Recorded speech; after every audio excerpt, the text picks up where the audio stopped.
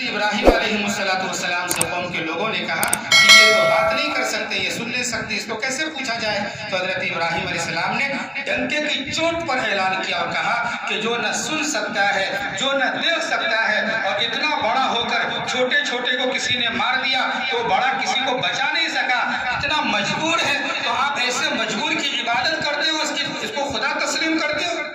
حضرت ابراہیم علیہ السلام نے وحدانیت کو ڈنکے کی چوٹ پر بھی بیان فرمایا تو قوم کے لوگ جو ہے ٹینشن کے اندر آ گئے اور یہ کہنے لگے کہ ابراہیم جو ہے حد سے زیادہ آگے بڑھ گیا ہے۔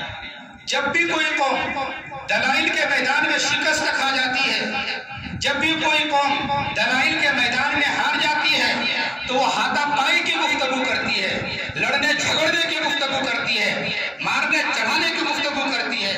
قوم کے لوگوں نے کہا قالوا حرقوه وانصروه آلهتكم ان كنتم فاعلين کہ لوگوں اپنے معبودوں کو اگر بچانا چاہتے ہو تو ابراہیم کو آگ میں جلا دو، ابراہیم کو ختم کر دو، اپنے معبودوں کی تم مدد کرو۔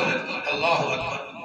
معبود بندوں کی مدد کرتا ہے، یہاں بندے معبود کی مدد کر رہے ہیں، خدا اپنے بندے کی مدد کرتا ہے یا بندہ خدا کی مدد کر رہے ہیں۔ قوم کے لوگ کہہ رہے ہیں کہ ابراہیم کو ختم کرو، آگ میں جلاؤ، اپنے خداؤں کی مدد کرو اگر تم یہ چاہتے ہو۔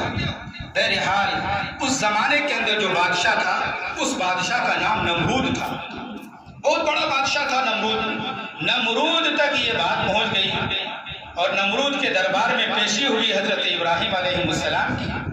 نمرود نے کہا کہ جہاں پر ہمارے سینکڑوں خدا ہیں، اس قوم کا میں بھی خدا ہوں، لوگ مجھے بھی خدا کہتے ہیں، اور جس طرح فرعون اپنے آپ کو خدائی دعویٰ کرتا تھا، نمرود بھی اپنے آپ کو خدائی دعویٰ کرتا تھا۔ مفسرین نے لکھا ہے کہ جس طریقے سے بتوں کی عبادت ہوتی تھی، بتوں کی پوجا ہوتی تھی، نمرود کی بھی پوجا ہوتی تھی، اس کی بھی عبادت ہوتی تھی، لوگ نمرود کو بھی سجدہ کرتے تھے کیونکہ وہ بھی اپنے آپ کو خدا کہتا تھا۔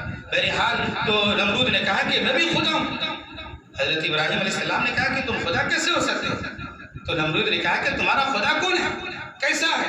کہا کہ میرا خدا وہ ہے فَإِنَّ اللَّهَ يَأْتِي بِالشَّمْسِ مِنَ الْمَشْرِقِ فَأْتِ بِهَا مِنَ الْمَغْرِبِ، میرا رب وہ ہے جو مشرق سے سورج کو نکالتا ہے، مغرب میں ڈبوتا ہے۔ یہ بعد میں کہا، اس سے پہلے یہ کہا کہ میرا رب وہ ہے جو زندگی اور موت دیتا ہے۔ تو نمرود نے کہا کہ میں بھی زندگی اور موت دیتا ہوں، اور نمرود نے دربار میں سے